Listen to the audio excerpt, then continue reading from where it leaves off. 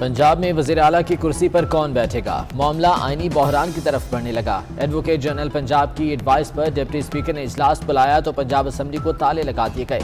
इंतजामिया ने दरवाजे पर खारदार ताले लगा दी। अरकान समेत सहाफ़ियों को असम्बली जाने से रोक दिया गया। स्पीकर परवेज इलाही ने डिप्टी स्पीकर के तमाम इख्तियारात वापस ले लिए।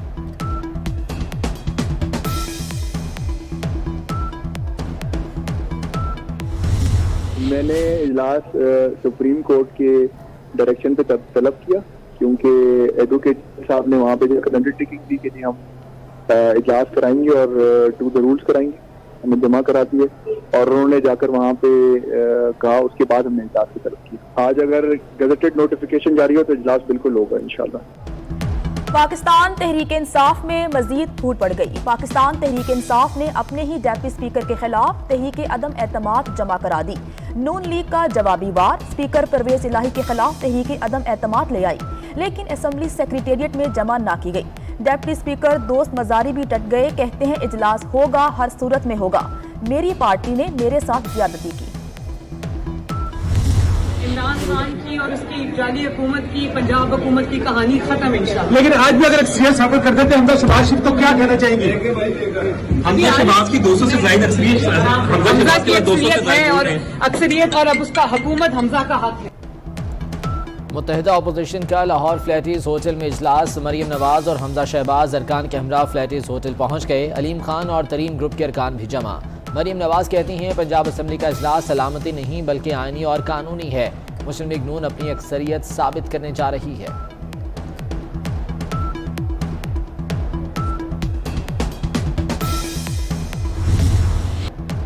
जहां आइन के खिलाफ वर्जी हो सुप्रीम कोर्ट मुदाखलत कर सकती है। चीफ जस्टिस ऑफ पाकिस्तान ने वाजे कर दिया। बज़ाहिर अदम एतमाद की तहरीक कामयाब होने जा रही थी। जिस दिन वोटिंग होना थी उस दिन रूलिंग आ गई। आर्टिकल 69 अपनी जगह, लेकिन जो हुआ उसकी भी कहीं मिसाल नहीं मिलती। अगर ऐसे होने दिया गया तो इसके बहुत मनफी असरात हो सकते हैं। जस्टिस उमर अता बंदियाल के रिमार्क्स। जस्टिस एजाजुल एहसन ने पूछा, क्या आइन शिकने को भी पार्लिमानी तहफ़्फ़ुज़ हासिल है? जस्टिस जमाल खान मंदोखेल ने कहा कि अक्सरियत खोने के बाद क्या वज़ीर आज़म रह सकता है?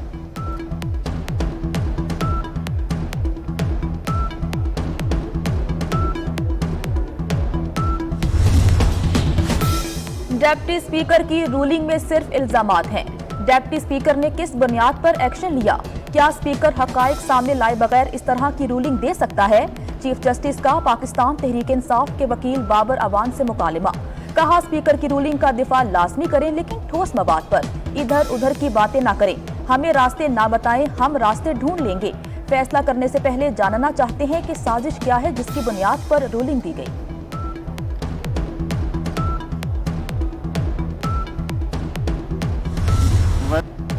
आइन की तौकीर नहीं रहती तो मुल्क के वजूद पर सवालिया निशान होगा। इदारे आइन के तहफ़्फ़ुज़ के लिए अपना किरदार अदा करें।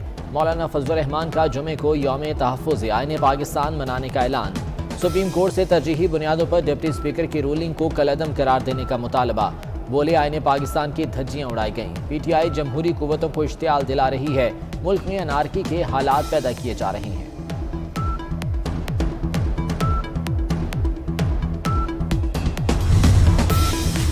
बगावत में 30 सेकंड लगे तो इसके तदारुक में भी 30 सेकंड लगने चाहिए। बिलावल भुट्टो जरदारी का मुतालिबा। इंसाफ में ताखीर इंसाफ फराहम ना करने के मुतरादिफ है।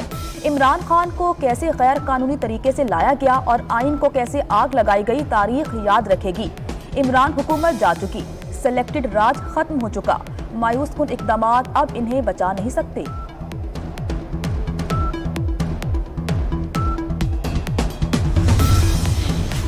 शहबाज शरीफ ने निगरान वज़ीर आज़म के लिए जस्टिस रिटायर्ड गुलजार का नाम गैर कानूनी करार दे दिया। सदर आरिफ अलवी को जवाबी खत लिखा, मामला अदालत में है।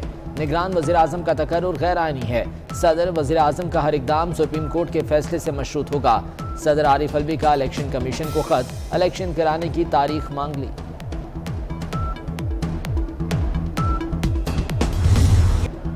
सुप्रीम कोर्ट के बाहर पाकिस्तान तहरीक इंसाफ के रहनुमाओं की प्रेस कॉन्फ्रेंस के दौरान गर्मा गर्मी। फराह कहां गई? सवाल पूछने पर फवाद चौधरी की सहाफी से तल्ख कलामी। साबिक वजीर का सहाफी मतीउल्लाह के सवाल का जवाब देने से इनकार। फवाद चौधरी ने मतीउल्लाह जान को किराए के लोग कह दिया। सहाफियों का फवाद चौधरी के खिलाफ एहतजाज। डाइस का घेराव कर लिया। फवाद चौधरी से मुआफी मांगने का मुतालिबा।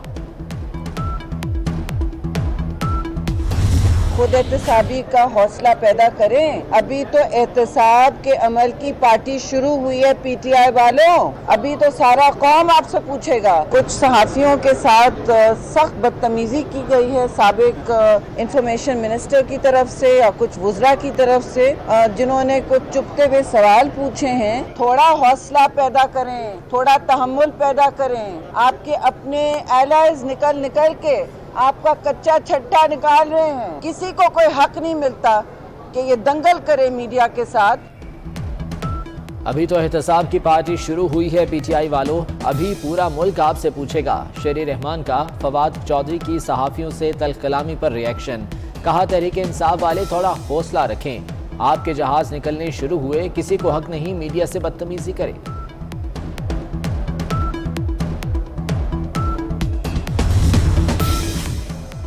विफाकी और सूबाई काबीना तहलील, वुज़रा से सिक्योरिटी वापस ना ली जा सकी। आईजी और सीसीपीओ ताहाल सिक्योरिटी वापस लेने या ना लेने का फैसला कर सके। विफाकी वुज़रा को गाड़ी समेत 5 एहलकारों की सिक्योरिटी फराहम। हल्के की फोर्स से 2 गनमैन फराहम किए जाते हैं। पुलिस हुकाम कहते हैं जल्द फैसला कर लिया जाएगा कि सिक्योरिटी कब वापस ली जाए। रुपया मजीद कमजोर, डॉलर मजीद तगड़ा। इंटरबैंक में डॉलर 90 पैसे इजाफे से 186 रुपये 13 पैसे की बुलंद तरीन सतह पर पहुंच गया। ओपन मार्केट में 187 रुपये 70 पैसे का हो गया। सोना भी मजीद महंगा, फी तोला कीमत 800 रुपये इजाफे के बाद 1,32,800 रुपये हो गई।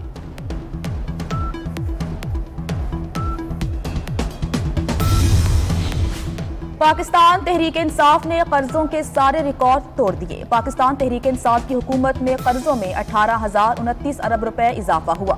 विफाकी हुकूमत के कर्जे 42,761 अरब रुपए से तजावुज कर गए। स्टेट बैंक की दस्तावेजात में इंकशाफ।